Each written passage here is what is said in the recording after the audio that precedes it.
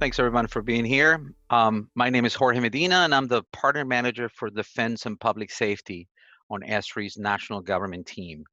I want to thank all of you for participating in the Solution Fair content track. You are about to see presentations from 6 of our partners and I hope you find them informative. During the presentations, if you have questions, please enter them into the chat window as they will be a person in charge of responding. Lastly, please make sure to turn your cameras off and mute your mics unless you are presenting. Up first is Uber Media to provide us a presentation on human movement data in the federal space. Doug Shadow, Director of Sales of Data Sales, will be presenting, and Evelina Jung, Data Operations Manager, will be supporting that presentation. Over to you, Doug and Evelina. Thank you. Let me share my screen here.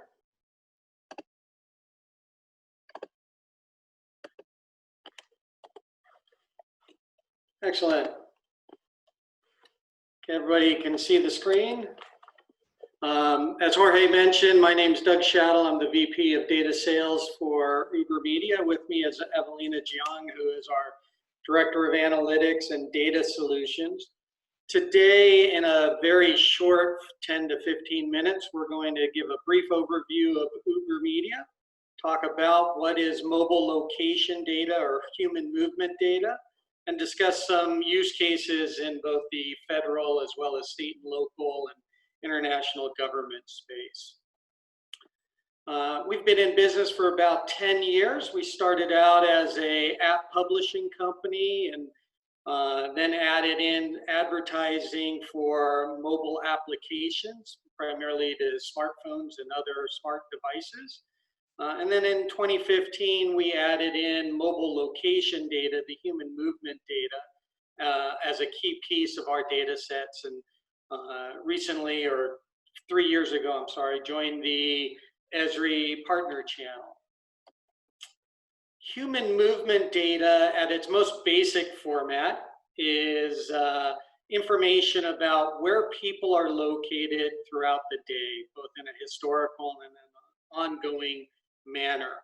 Our data starts with a unique device ID, a latitude and longitude, and a timestamp. This is the fundamental building blocks of the data that we include. And of course, that data has quite a bit of privacy regulations around it, including CCPA, and as a California-based company, we provide CCPA compliance throughout all of our data, as well as GDPR in Europe and other regulatory statutes that we must comply with. And so we're very interested in being a privacy-forward company. We do not collect nor maintain privately identifiable information in our data sets.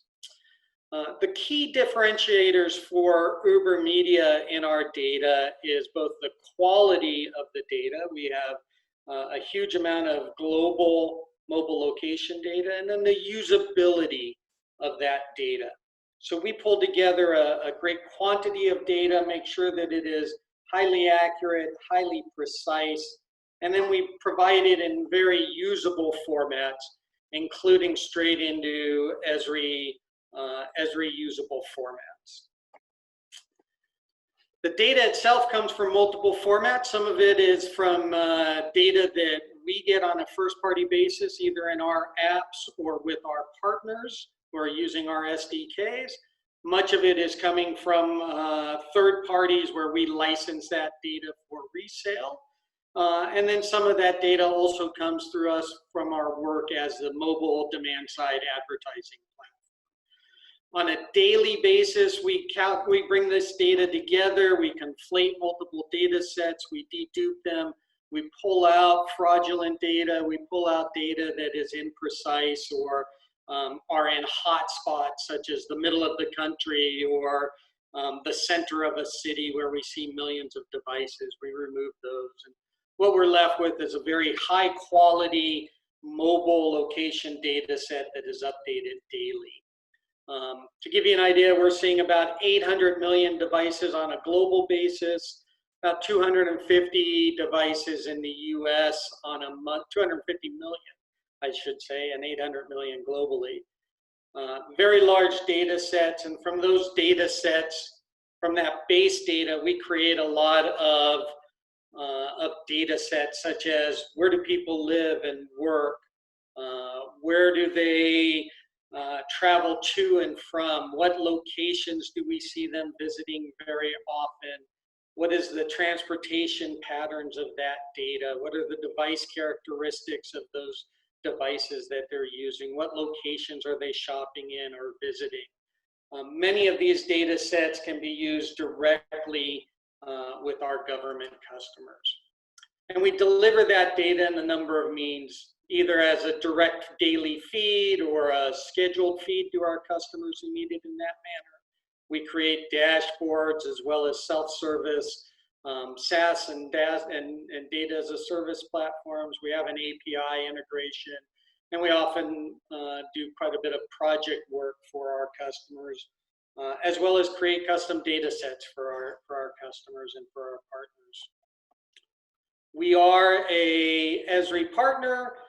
Some of our data is immediately available in the market space. Other data sets, you would probably come to us and we would work with you to make sure that you get those, or we could license an API or other formats for you to pull that data into various ESRI products and ESRI platforms. So I'm going to spend some time right now speaking about some of the use cases that we have in the government space, and they tend to be around some very common aspects. Resource management and crisis response are something that we're heavily involved with.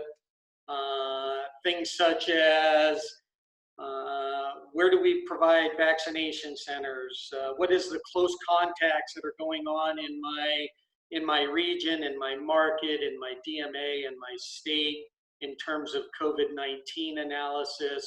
Where do we see spreads of COVID-19 happening, and can we predict using human movement data where there might be additional outbreaks? Those are very common these days. We're doing quite a bit of work both with research organizations as well as directly with governments here and abroad. We also do some work with companies that are involved in remote access security. So these are cases where there are assets in the field, oftentimes very remote, do not have people nearby or large populations nearby. And our data is being used to determine whether or not there is activity happening near these remote assets. And how can you determine if that is normal activity or potentially abnormal, suspicious activity? So we have clients that are using it in that manner. Another very common use case is transportation analysis. So understanding what are the movements of people and citizens within a community, oftentimes within a state or a very localized region, and that data then helping in understanding transportation needs and transportation planning. To dive into a couple of these, just to give a brief overview of these, one study we did was really related to the economic impact of power shutoffs for public safety reasons in the state of California in 2019. In this case, an agency wanted to know what was happening to the tourists in these areas, what were the trends in tourist visitations, trying to understand and measure the loss of visitation due to these power shutoffs, as well as the economic impacts of those on both a tax basis as well as on a lost sales basis. This was something that we pulled together locations of visitation patterns, areas where tourists typically go, looked at the trends in those tourist visitations, compared those to previous times, and then using third-party economic data, we're able to calculate out those lost benefits to the communities. More recently, we've started doing some work with other agencies that are starting to prepare for potential vaccine distribution for the coronavirus. So what we've been asked to do is help understand the density of populations, especially in high population areas.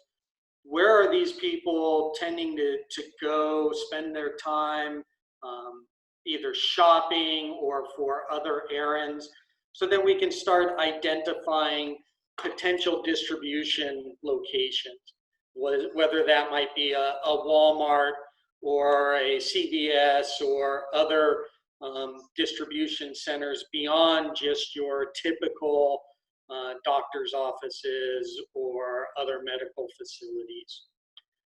So this gives you an idea of what we do here. In this case, we're looking at hex grids. We're looking at distribution of population within those hex grids. We can do this either on a visitation rate, or we can do this by hour of day, or by day of the week, or by the average days of the week. These are data sets that are very easy for us to create and curate and then provide to our customers. So I think I had about 12 minutes, finishing up just very quickly here, a couple minutes early. Again, Doug Shattle, VP of Data Sales for Uber Media. And Jorge, if there's any questions that you want to run by me, I'm happy to answer those. I don't think so. I think I don't see any questions on the chat. So with that said, thank you, Doug, very much. Evelina, thank you so much. That was great. Excellent. Our next session is with IHS Markit. David Hunt, Executive Director, Data Analytics Country Risk, will be presenting the future of risk intelligence. Paul Hunt, Director of Country Risk, will be supporting that presentation. As a reminder, questions will be answered via chat window. Over to you, David and Paul.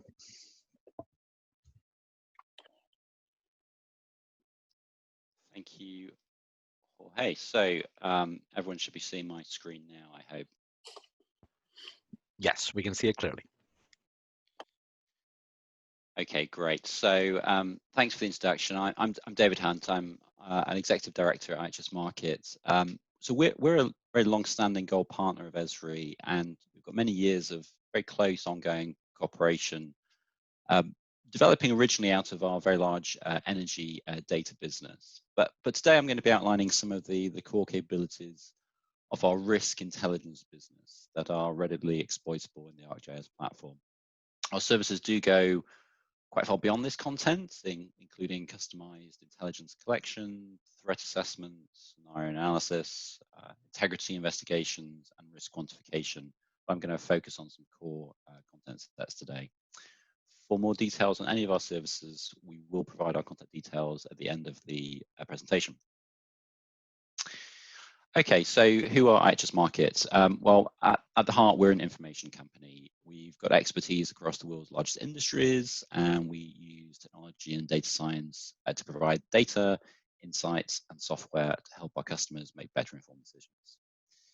So we're trusted by more than 50,000 customers in more than 140 countries worldwide. And that includes over 85% of the Fortune Global 500, every G20 government, every G14 bank, and most major financial institutions.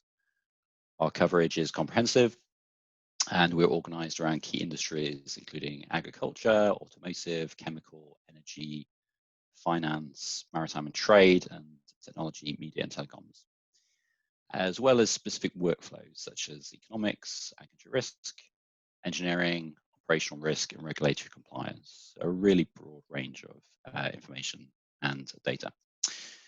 Supporting those customers, we have over 14,000 colleagues in 120 offices around the world, and 5,000 of those are some form of analysts, data science, or industry experts. So we've got a pretty deep bench. We're UK headquartered. I'm based in London and US listed. So our economics and country risk team provides end-to-end coverage of political, violent, sovereign, banking, and investment risk worldwide. So we really help clients in anticipating and quantifying business and security risks that might adversely affect their personnel, interests, and assets anywhere in the world. And our analysis is very much designed to forecast what happens next. So tomorrow, next week, next year, to help our clients manage risk proactively. A little bit about our approach and methodology. Well, we really try to ensure we're distilling signal and avoid overloading our clients with noise. So all our analysis is indicator driven. The identified indicators allow us to be efficient and precise in our collection. We draw on open sources, including media and social media, and have a large human expert network to monitor our risk indicators. We use in local languages and at a local level to get some real nuance to what we're outputting. Our diverse expert analyst team interpret the intelligence and form our analytical assessments and forecasts. And we've got folks in the core team from all over the world and with a very wide range of backgrounds to make sure that we build a very robust analytical view and don't get captured by bias. So that core team of analysts is supported by around 200 country analysts spread around the world and a network of over 800 expert contributors. We've also got a separate audit team of senior subject matter experts to review and challenge all of the analysis to make sure it's rigorous, relevant, and globally consistent. So this highly structured approach allows us to get really specific with our assessments. I want to talk about some of our key content sets. So the first one of these is our global risk events data. We've collected event data for over 15 years, and it's all about helping us better understand the world, detect and anticipate change. Our events feeds, we treat as sensors that allow us to monitor, structure and detect patterns and changes in the behavior of the actors that matter globally. And by making such observations, we can better understand how complex systems work, use that data to inform our predictive models. What do we have? Well, we cover the full political and security risk spectrum of events. We've got over 2 million human curated events over 15 years with global multilingual coverage. So our events can be used to understand, analyze change, from operational and regulatory developments, such as that triggered by the COVID-19 crisis, through to really deep analytics of security threats. So the example on the screen here is some of the data that we have highlighting spatial and temporal attack incident patterns across West Africa. And we're drilling down into the actors, the weapons, the tactics and targets of those attacks. We have this type of data over a full range of topics globally. How do we do this? Well, with the volume and variety of unstructured open source news and social media and the obvious prevalence of low quality or disinformation out there, our approach is very much to narrow the aperture. So we calibrate our collection for events which are most meaningful for understanding threats and opportunities, and also to focus in on the local, national and international sources which we assess to be most informational and reliable. We then use a lot of machine learning and natural language processing to train machines to collect against those requirements as comprehensively and efficiently as possible. So this provides a really calibrated but rich feed of data which we start to classify and further enrich. And this is where we bring our human collection and curation teams into play to layer in information from hard to access sources, perform validation, and add granular value-added enrichments. So clients integrate this feed of very reliable, clean, curated, timely, and well-structured events data into a range of applications and analytics. The second big sort of content area to highlight is our expert analysis. So we've built our intelligence services around a very large team of experts with a great depth and breadth of experience analyzing 211 countries and territories worldwide. Very rigorous training, analytical methodology. They're doing everything from strategic forecasts on the political and macroeconomic outlook for a country over the next 12 months, down to very granular level of threat assessments to specific assets and projects. So here's just a small snapshot of some of the specific anticipatory intelligence that our team of analysts produces every single day. In this case, alerting our clients to future events that may affect their people, operations, and supply chains. And in these examples, we've called out some specific locations with increased likelihood of protests and riots in the days following publication of this analysis product. So customers can ingest such products via API to distribute to the teams who are responsible for safety and security in such locations, to give them a heads up on potential future events and get ahead of planning and response. So complementing the qualitative assessments, we also quantify the risk environment with detailed ratings for 6 aggregate and 22 sub-aggregate categories of risk around the world. So our ratings are designed to be strategic, forward-looking tool with country-level coverage across the entire political, economic, legal, tax, operational, and security spectrum. So rigorous assessment methodology is trusted by clients and it has been for over a decade. It blends structured analytical judgment with data from our events on the ground. And this allows us to consistently score risk even in data poor environments, but also effectively exploit data where it does exist to bring additional rigor, granularity, and dynamism to the forecasts. So our location risk models differentiate at 500-meter resolution or better around the world. And in some environments where we have meaningful intelligence inputs to do so, we can go even beyond that. For example, with our events geolocated at individual building level, we can call out specific streets or assets in a city which have an increased threat profile. So this level of granularity supports the quantification of threats to either individual assets or routes, such as supply chains, or to portfolios of millions of locations. So really importantly, our risk quantification is fully aligned with the rest of our intelligence content. So this allows the consumers to really understand the drivers behind those scores, their dynamics. Whether that's a shift in a particular analyst's forecasts for a country or region, or emerging patterns of events occurring on the ground in a particular location. So are we seeing big changes in the frequency or severity of events? So this allows clients to trust the data, understand its limitations and what it isn't factoring in, and then effectively integrate that into their own threat assessments and models, which they're confident in then communicating to their stakeholders. So clients do use our scores every day as a very robust, globally comparable input to threat evaluation and benchmarking, risk pricing, and strategic decisions at a country, city, and asset level. So the final content set to highlight is our economic data and forecasts. So this is really closely integrated with our country risk intelligence. We've got very robust and very granular global economic data and forecasts. So some of these include the Purchasing Managers Index, or PMI. That's a leading survey-based indicator of economic drivers such as inflation, exports, employment.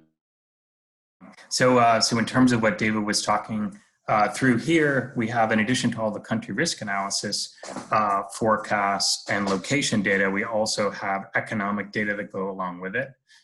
So we have the Purchasing Managers Index, which again is a leading indicator. So you probably hear a lot about the PMIs. It's based on surveys of purchasing managers that go out, and the manager answers a survey in terms of what was their pricing power for the month, hiring, all of those types of things. So it's a great leading indicator in terms of where's the economy going. Again, macroeconomic forecasts and scenarios, we have those, and then also city level economic forecasts. So looking at trends in terms of what's happening with unemployment, what's happening with GDP per capita for targeting certain areas in and around different cities. And maybe the next slide. There you go. And then just in terms of how you get a hold of the IHS risk, market risk intelligence content, we're working on, so this will be coming soon to the ESRI marketplace. And again, just to review everything, there'll be location risk, those location risk scores for political violence, civil unrest, terrorism and war, also criminal violence as well. So those are for every 500 meters, as David mentioned on the first slide. Intelligence events, so those are the incident data that's happening in each of the countries that we're collecting. About 700 events per day. Those will be on system. And then our general country risk analysis, so looking at or forward-looking risk forecasts for both. You can see there on the right-hand side of the slide, so everything political risk, economic risk tied to our economic forecast, but then also detailed risk scores in terms of things like risk to individuals or cargo and transport and criminal violence risk. And again, the economic forecast that I just talked about. So those are all going to be coming soon to the ESRI marketplace. And then I guess the next slide would just give you our contact details. So feel free to reach out to myself on the risk intelligence team, or my colleague David Hunt. And no, we're not related, but we have worked together for probably about 10 years. So sometimes it feels that way. But yeah, so reach out to us, and we'll get back in touch with you with any questions you have on the risk intelligence and information about how to get it through the ESRI marketplace, or yeah, so reach out and let us know. Thank you so much, Paul and David, if you can still hear me. That was great. Our next session is with 100 Feet. Tamara Coffey, Director, Government Relations and Emergency Services, will be presenting Accurate Apartment Geocodes Meet our GIS. Krishna Murthy, the GIS analyst, will be supporting that presentation. As a reminder, questions will be answered via chat window. Over to you, Tamara and Krishna. Hi, how are you? Thank you so much. Let's, I think Krishna has our presentation, and we'll get that going real quickly. Thank you. So good afternoon, everyone. I am Tamara Coffey, the Director of Government Relations at 100 Feet. My coworker Krishna is our GIS analyst, and we'll be presenting in partnership today. We want to take a quick moment. Thank you so much, ESRI, for inviting us to be part of this group of presenters. We appreciate it. And thank you to all the folks in the audience that are logged on, the ESRI federal folks, federal customers, integrators, and those international distributors. We're happy that you're here. 100 Feet is headquartered in Palo Alto, California. We're involved in industries such as public safety, delivery, logistics, and real estate. Our two co-founders came together with a common goal to provide accurate arrival information down to the last 100 feet of a location.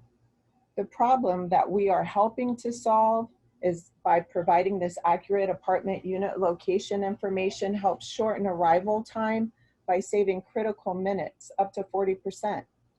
We provide the last 100 feet of information to precise locations by increasing situational awareness. For example, we do this by optimizing arrival for first responders as it relates to firefighters, paramedics, and police. By providing accurate and detailed information, these first responders can be guided all the way to the door.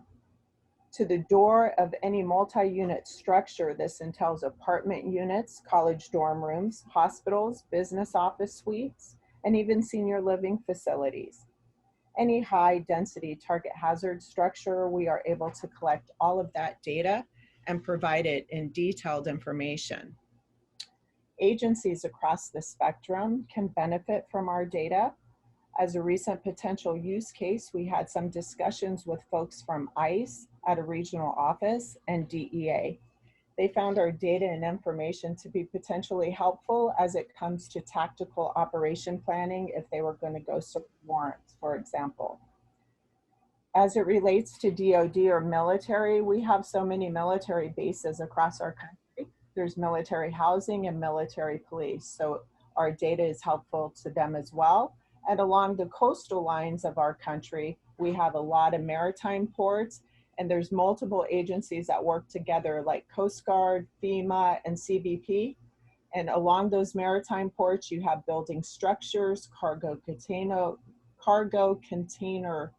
shipyards, and so our information is very helpful. But right now, I'm going to turn it over to Krishna and we're going to continue on. Thank you, Tamara. Hello, everyone. I'm Krishna. I'm a GIS analyst here at 100 Feet. As Tamara mentioned, we provide highly accurate sub-address level geocodes for apartment complexes, college campuses, and commercial buildings, etc. When it comes to the data format, we primarily provide our data through a geocoding service and a few feature services.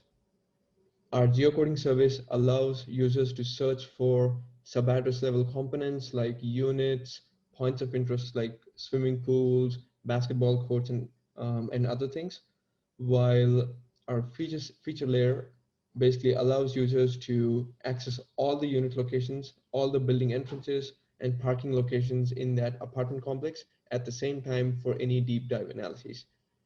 Let me quickly show you a demo of our geocoding service and feature services. This web application that you're currently seeing is built on the ArcGIS web app builder. It has 3 options for geocoding addresses: the 100 Feet's custom geocoding service, ArcGIS World Geocoding service, and all is a combination of both. Now, using just the base geocoding service, I'm going to search for a sample apartment community, 655 South Fair Oaks Avenue. It's in Sunnyvale, California.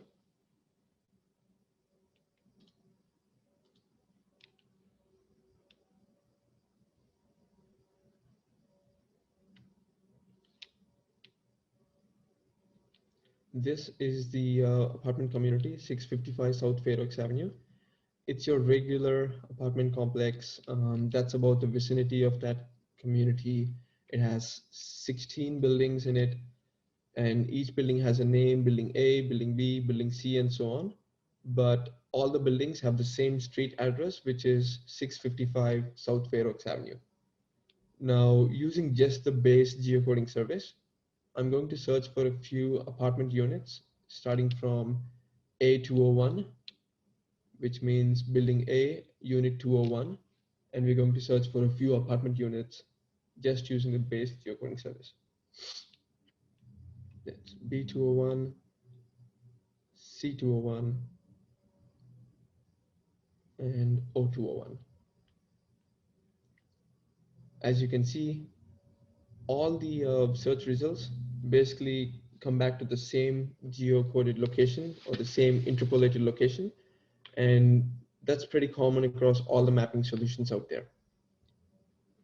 Now, let me quickly switch to the 100 Feet's custom geocoding service and query the same set of apartment units.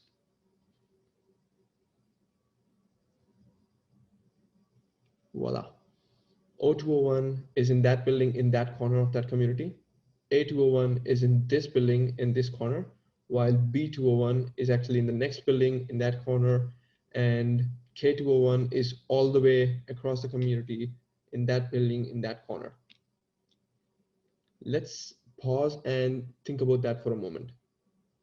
If A201 or B201 is your destination, you're probably searching for that unit and that building for a few minutes, and you're walking for a few minutes.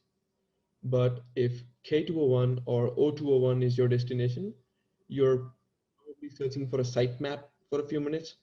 Hopefully you find a sitemap, and once you find it, you're either walking for about 8 to 10 minutes, or you get back into your vehicle, start driving slowly through the community, trying to make sure you don't miss that building and the specific unit. These 8 to 10 minutes basically translate to a direct bottom line impact if you are a logistics provider. These 8 to 10 minutes could translate to a better tip if you're delivering food. But if you're working in emergency medical services, these crucial 8 to 10 minutes can translate to someone's life and death. The importance of highly accurate location data is tremendous, and we've seen the impact of that day in and day out. Having said that, we are not only after accuracy, we have gone a little further. Let me show you what we mean by that.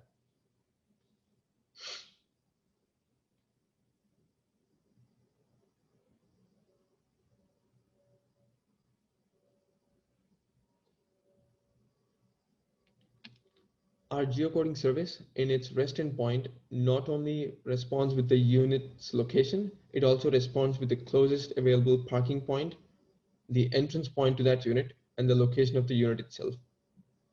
So now you not only know where to go exactly, but you also know how to get there. And this is how we look at location, not just a set of lat longs, but a series of waypoints which would allow users to get to their location in the fastest manner possible. Now, depending upon where the unit is in the apartment community, it's also possible that sometimes you might end up taking a entirely distinct route if the apartment has multiple entrances. Apart from the geocoding service, we also have a few feature services which would allow users to access all the units and other points of interest in that apartment community for any additional analyses. That's our units feature service. We also have a few other feature services for other points of interest, and since these are in the same format as any feature service out there, they are very easily integratable to web widgets in the web app builder or any ArcGIS Pro based tools, etc. Now, as partners with ESRI or as users of ESRI's products, you're probably wondering, how do we get access to this data? We are working on getting our services available as a marketplace listing, and we are days away from having that available.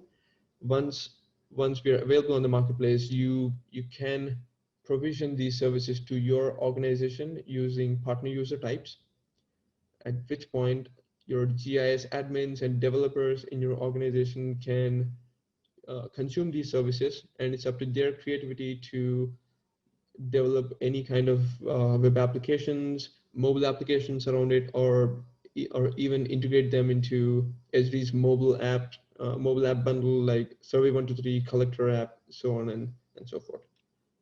Back to you, Tamara. Thank you, Krishna. Just real quickly, we wanted to show you our current data coverage across the country. Everything highlighted in yellow are our current areas that we have multiple apartment units, about 7.5 million apartment units already mapped out and under our data coverage. Our goal by the end of the year is about 11 million. Those 11 million apartment units are ones within complexes of 40 units or more. That's kind of our target, 40 units or more. We map out about 500,000 apartment units per month, and it takes us about 4 to 5 weeks per city. Next slide. And then in 2021, we just wanted to share a couple quick things that are on our roadmap: 3D indoor mapping, augmented reality, and our continuous data coverage as it correlates with commercial buildings and more college campuses and hospitals. And then Krishna is going to show you a quick video.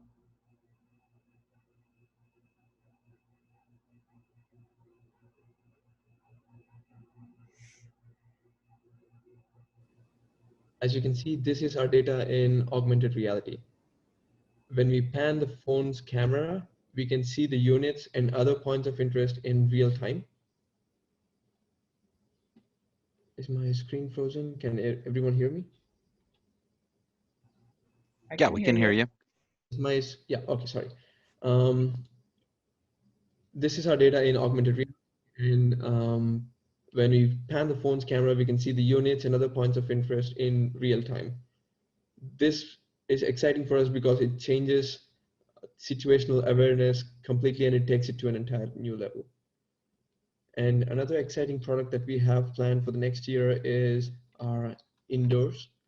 We are basically working on improving our dataset to be able to create a 3D multimodal transportation-enabled network dataset, which would enable users to not only search for units in the geocoding service, but also to be able to navigate to those units effectively.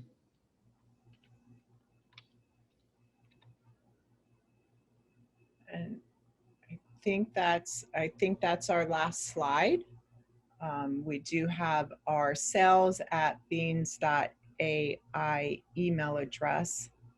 Want to make sure everybody makes note of that. And if there's any questions in the chat log, Krishna and I will make sure that we get those answered for you. We appreciate it. Thank you so much. Thank you so much, you guys. Thank you so much, Tamara and Krishna. That was a great presentation. Our next session is with DTN Weather.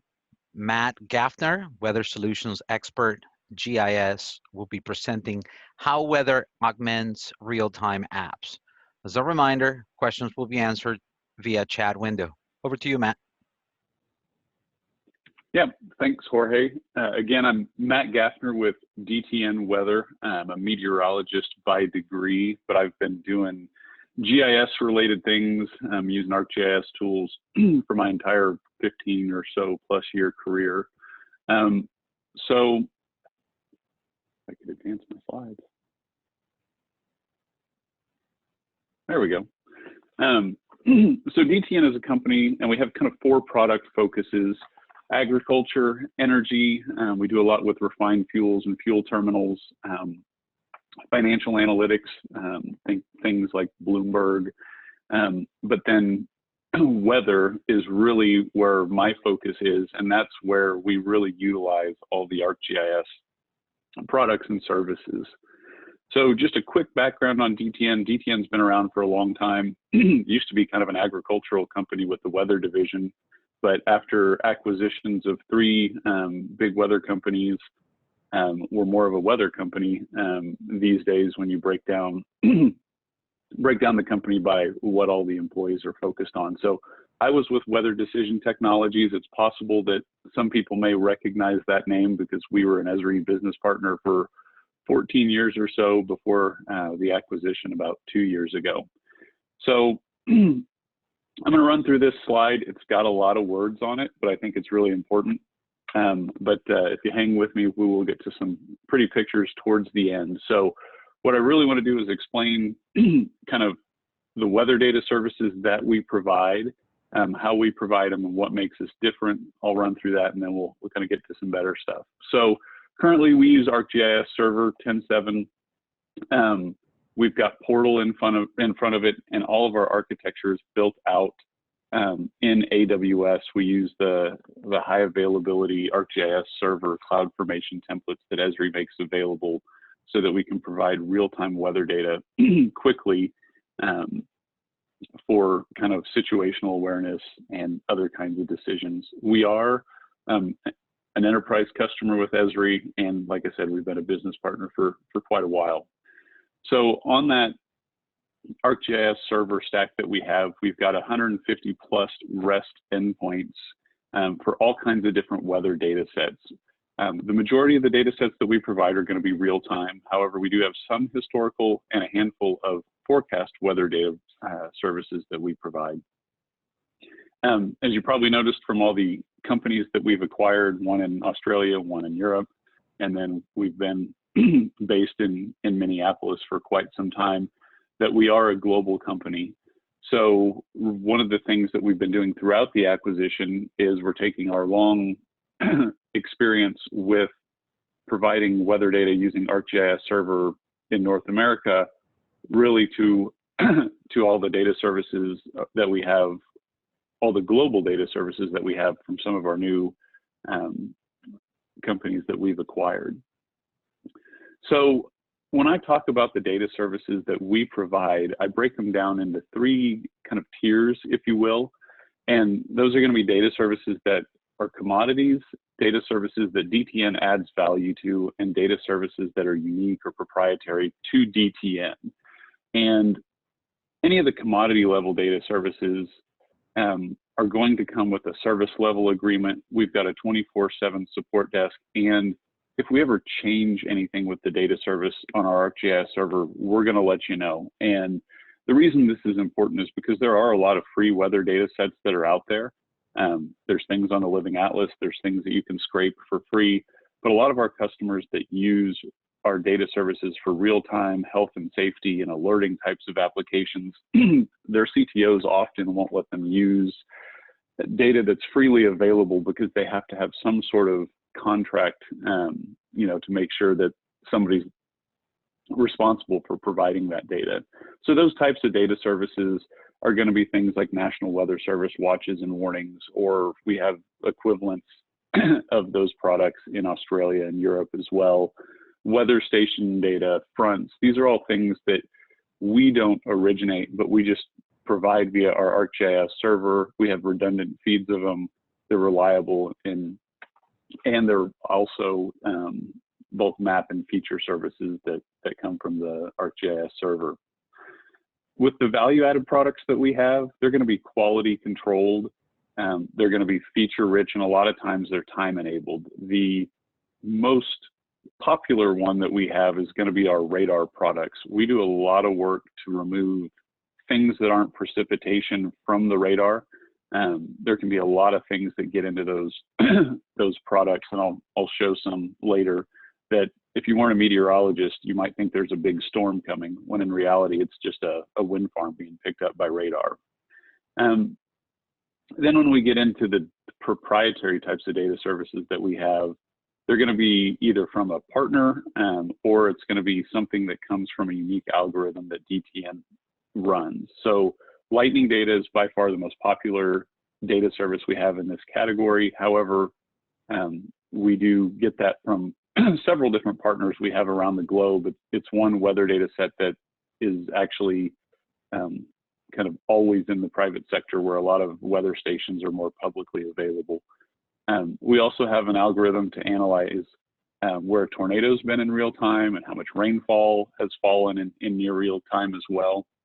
So that's really been a big focus of what we've done on the ArcGIS server stack that we've built out. However, in the last year or so, we've really kind of focused on building out some widgets for Web App Builder. And the whole goal of that is to take the data services that we have and make them even more accessible. However, ESRI makes it really easy to use ArcGIS-based data services in any of the ArcGIS platforms. But this just makes it a little easier in some regards. So I'll run you through a forecast widget we have, if I still have time, along with an animation widget that we have to animate things like radar, forecast data, any time-enabled data that's really dynamic. So just real quick, I want to run through some examples of the data services that we provide. You know, I mentioned the Weather Service, the National Weather Service watches and warnings. We get that over a satellite feed and the internet. It also updates as they're issued, so there's no you know, 5-minute refresh or anything like that, which 5 minutes for a tornado warning would be far too late for a lot of folks in many cases. Here's just a shot of the weather station data and how we have it symbolized to show the wind direction, temperature, dew point, all that good rich data. And again, these are available as map and feature service endpoints. So anybody that's using something like GeoEvent Server can plug those in very quickly to build out a workflow and create some email, text alerts, or otherwise. Here's an example of some of our radar data. A lot of the free radar products that are out there, actually all the free radar products that are out there don't have the precipitation mask that we provide. And that precipitation mask is going to show whether it's rain, sleet, snow, freezing rain, which for lots of things, government, private sector, and otherwise, is very important, because that's going to impact, you know, we just had an ice storm here in Oklahoma. Knowing where the freezing rain is falling versus where the rain is falling may determine whether you were out of power for the last week or so, versus whether or not you're going to get to live your normal day-to-day life. One of the other things that we do in the top right corner, you can see the little white lines going forward. We have an algorithm that identifies storms and kind of can tell you some attributes about those, how big the hail is, if there's a tornado warning with it, or not a tornado warning, a tornado vortex signature. And then they also project where the storm is moving and how fast it's moving, and they kind of project it in 15-minute increments out to an hour. Some of the other unique products that we have, I'd mentioned our Tornado Tracks product. It's a really cool real-time product that analyzes the rotation and storms in real time. So if you look at the larger kind of blue to red swath, that's what we did. It updated every 5 minutes as the storm was moving towards the Kansas City metro area. And that was available in real time. If you look at the kind of smaller blue to orange to red polygons within there, that's where the tornado was actually on the ground, but that data wasn't collected and distributed until they did a ground survey, which was 2 or 3 days after the fact. So not useful in real time, great after the fact. But the Tornado Tracks product is really what gives first responders, emergency managers, what they need to know as it's going on, so they can route responders around maybe a blocked road or something like that. Every minute counts in those situations. And then this is a product that shows how much precipitation has fallen over an area. We do a lot of work to combine radar data with rain gauges to really come up with very accurate estimates of precipitation, whether it's for somebody that manages a watershed or if somebody's worried about flooding. And then, like I said earlier, the most popular kind of proprietary product we have is the lightning data, and we do have global lightning data that we provide to many of our customers. To show these real quick, I want to pop out and do a more of a live demo. There's 2 widgets that we've built lately, and one is really cool. You can click anywhere in the world and get a forecast. So I clicked close to home in Norman, Oklahoma, and you can mouse over and get all the forecast information. And we've got it set up in multiple units so that it can be used globally. If I click the right thing, I'll be able to show you. It'll redraw it with Fahrenheit, or if you prefer your winds in miles per hour, like most people, at least in the States. So that's a really cool product that is a custom widget we've developed for Web App Builder.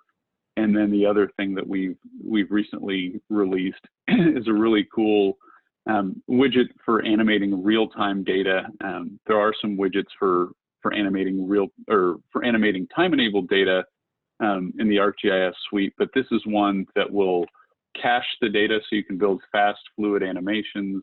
It will also check for new data. So this is something you could leave on an operations wall and just let it run, and you'll be sure that the data is always going to be up to date there.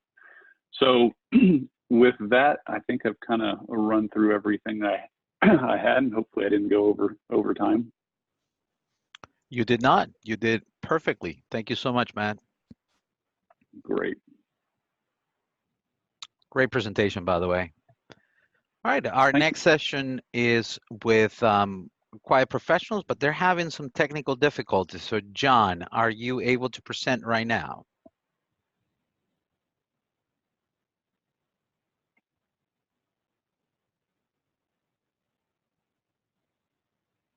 I am. All right, perfect. Thank you so much, John. So let me get that that introduction. John Cordier is the CEO. We'll be presenting Model How Epidemics is Spread with Epistemics and ArcGIS. Elliot Pepper, Director of Special Projects, will be supporting the presentation. Once again, as a reminder, questions will be answered via chat window. Over to you, John and Elliot. All righty, thank you. So we'll get this started. So my name is John Cordier. I'm the CEO at Epistemics. We're part of the ESRI Startup Partner Network and have been working very closely with the Health and Human Services team at ESRI on getting some vaccine deployment models out. Our background has been in modeling epidemics for over a decade, and we've created a platform that enables you to do forward-looking forecasts for not only infectious diseases, but other social contagions that spread through the population. So kind of why we started, when you think of all the data that has been made available, humanity generates more than 2.5 quintillion bytes of data each day, and our platform was put together to bring together all those types of data around people, the places that they exist in, and other location type intelligence about the environment and the like. So we launched in 2018. For those of you that are new to Epistemics, our funding came from the National Institute of Health, Gates Foundation, Robert Wood Johnson Foundations, and we've been a center of excellence for modeling infectious diseases for about a decade. And our primary purpose is to use simulation and to help other people build models to simulate policy changes or policies that they might be deciding between to solve their specific problems. So how do we do this? We actually use a synthetic population. You could consider this a digital twin of the US population. We can build other populations of other countries as well. In our populations, every single individual is represented. So we're pulling data from census, from Department of Labor Statistics, Department of Education. We represent every school, business, group living quarters, and all of these things are built in and represented in our platform. And then you can look at the behaviors of individuals and layer on top of that different policies and behaviors that they might be held subject to. And then we can look at running through a number of simulations to evaluate the risk of, that it's associated with the policy, or if there's a positive outcome, negative outcome, whatever it is you're looking at optimizing, you can look at how to adjust a policy in order to get policies headed into or outcomes headed into the direction that you're hoping for. When we look at each of these individuals that we represent in our platform, each has their own demographics, health, behavior, activity profiles.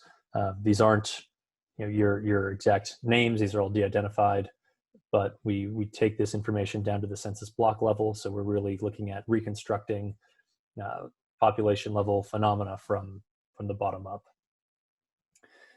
What this enables you to do is look at a number of best path forward opportunities. So one example that I'll get into is looking at how vaccines are deployed across the country, census tract by census tract.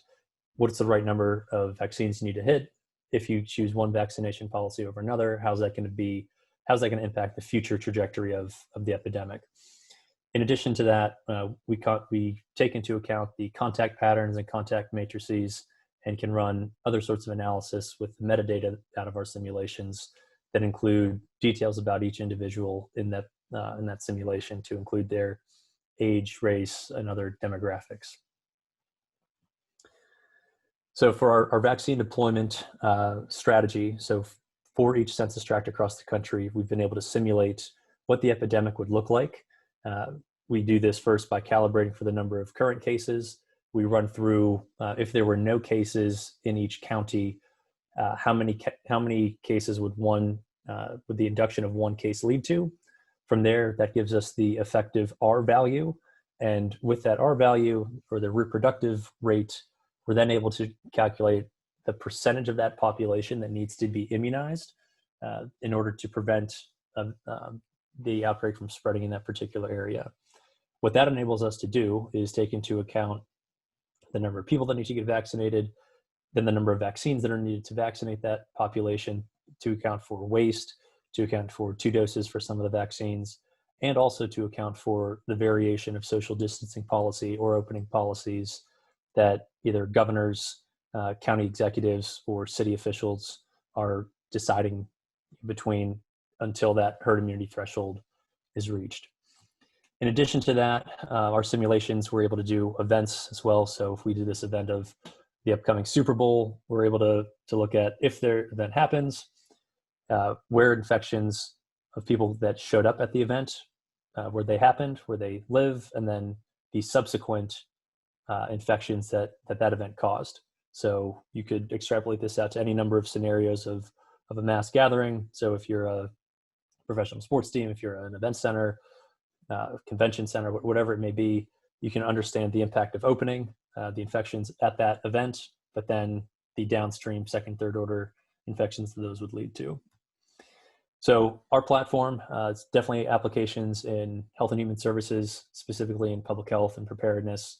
Right now for COVID, like I said earlier on, our platform was specifically developed to look at the spread of infectious diseases. But as everybody on this call probably knows at this point, it's less about understanding the disease and more about understanding the human social dynamics. And that's what our platform is specifically designed to help people do. So we have application areas across a number of different sectors. And the way that we are currently working with ESRI is we're co-selling. So Epistemics, we're providing modeling as a service. From there, you can purchase your ESRI user type to visualize the results in either dashboards or story maps. We can also provide the data from our simulations to you, and our data will also be made available on the ESRI marketplace. Into the future, we're looking to embed our solution, or have ESRI embedded in our solution, where whether you're a desktop user or an online user, you're able to call on our platform, change parameters in a model, run that model in the cloud, pull it back into your ArcGIS environment, and create maps, visualizations, and other analysis from there. To get in touch with us, please contact sales at Epistemics. We're doing a number of different things related to the vaccine deployment and being able to evaluate a number of different policies atop of that. So thank you very much. Elliot was on here. Eric was planning on joining but wasn't able to. But I'd like to thank you guys for the time. So thanks, Jorge.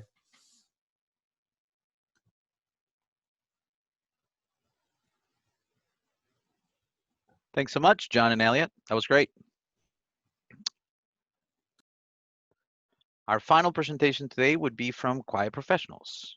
Heather Buchanan, geospatial strategist, will be presenting identifying entities of interest through advanced analytical workflows using publicly and commercially available information.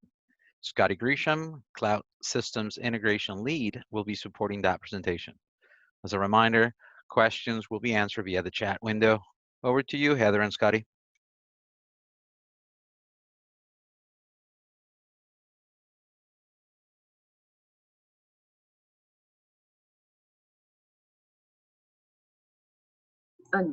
Unmute. Never find the mute button. Sorry. Everybody can hear me? Perfect. Okay. Let's get this going.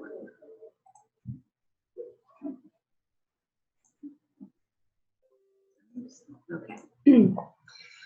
Good afternoon, and thank you for taking the time to listen to our presentation today. My name is Heather Buchanan, and I am the geospatial strategist at Quiet Professionals LLC. Quiet Professionals LLC is an SDVOSB based in Tampa, Florida, and we are here today to share our work with anonymized mobile device movement data that QP can provide within your ArcGIS ecosystem and associated analytical workflows. QP's position within the ESRI Partner network, coupled with an executed CTA and MSA, uniquely position QP to streamline acquisition of ESRI technology and QP professional support services for all IT customers and beyond. We at QP have found a niche adapting open and flexible architecture that allows best-of-breed technology integration. This is a methodology and a framework for processing real-time data, IoT devices, and sensor feeds, and applying data fusion through AI, ML, and advanced analytics to provide critical decision points at the speed of information from GovCloud to the edge. The modular approach allows QP directly meet user requirements through a variety of workflows. For example, we scrape and pull data from websites and RSS feeds and enrich the content through NLP and OCR pipelines. The advanced analytics puts the context to content, providing the so what, and we can visualize newly discovered knowledge through ESRI's apps. Our customers benefit from this modular approach primarily because we can offer them any number of deployment options to fit their needs. We can simply provide the data as a service to leverage existing customer data, apps, and edge devices. Alternatively, we can provide the data and the processing and analytics, as well as the end-to-end solution that includes cloud infrastructure and O&M services with optional analyst and other technical support services. For instance, here we have an example of mobile device location data QP obtains through a partner agreement. This is commercially available, anonymized mobile device location data set with worldwide coverage updated daily. Most of us in the geo industry have come to the realization over the years that in most instances, data is not our actual problem. The quandary is, how do I make sense of the data and leverage that data to make real decisions? At the end of the day, dots on a map tell you nothing, and you have a whole lot of content without any context, especially when the user must manually download data from one source and upload it into a GIS. Defense and intelligence entities are also very good at following single track entities of interest. But what if you could take those dots on a map and find newer emerging entities of interest and build a simple pattern of life in a lightweight web app? What ESRI does better than anyone else is to be that conduit, that thing that allows savvy users to bring it all together. And our developers have put together a solution to do just that, using a combination of ESRI resources and openly available code to bring this massive data set to systems of record to help our clients make sense of the noise. In the following slides, we'll show you one iteration of our lightweight web app connecting this data to your organization.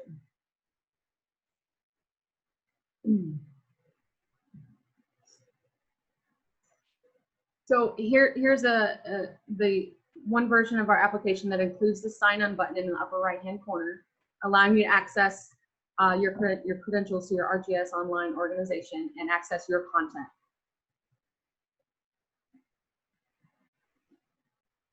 Now that we're signed in, we can leverage our existing organizational data.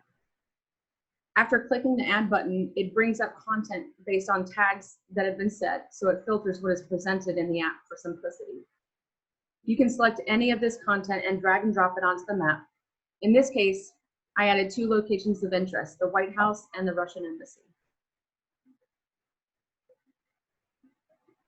This image shows the panel after selecting the phone button in the upper right. I'm querying both locations and buffering by 50 meters and getting all of the IDs that show up at these locations from the past week. And that's what you see in the blue dots and what is being returned from the API. Here we see the results of hitting the Get IDs list, which will take the original blue dots that were returned and generate a list of the top 5 most returned IDs for these 2 locations. Then it queries the API for these 5 IDs and returns their pattern of life for the last 14 days.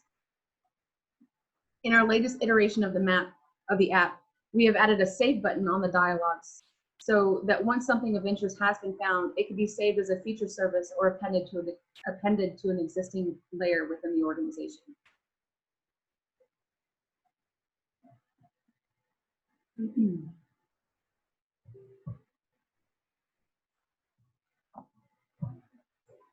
Here we're going to discuss a little bit of our AI ML capabilities at the edge.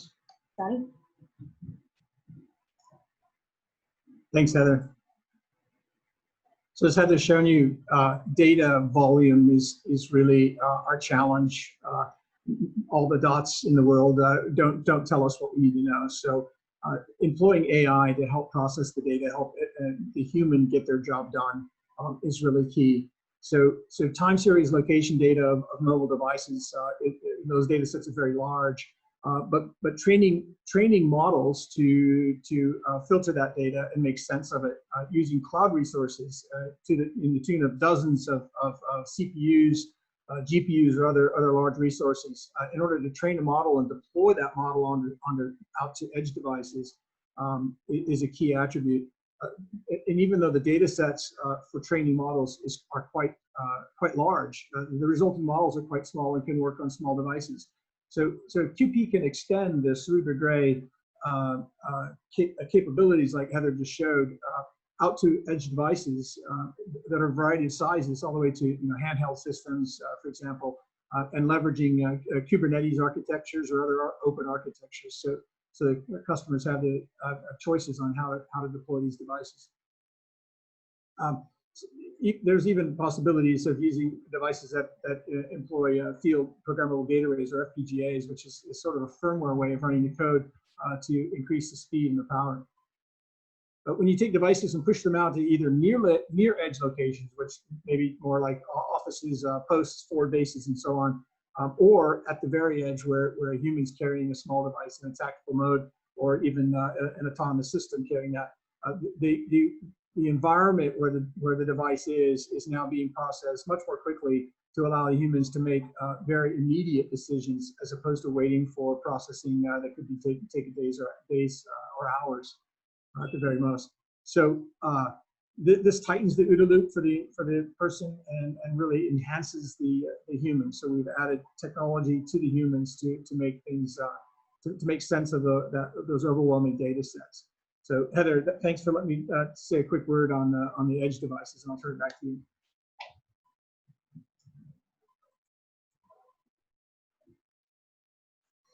So we have several deployment models that are available to cater to everyone in your organization, from the operators and field users that just want to click a button and get a result at the edge, as Scotty elaborated on, to the tech-heavy users that want to feed their own custom-built and configured models, and finally to the decision makers that want to see their dashboards and actionable insight and command-level situational awareness at the velocity of data. We can bring this data to bear. That being said, as mentioned by Scotty, our Cerebra Gray is our end-to-end solution that includes ESRI software, cloud infrastructure, and QP content and services, both IT and geospatial. And our clients obtain these productized services through GSA and any number of our contract vehicles.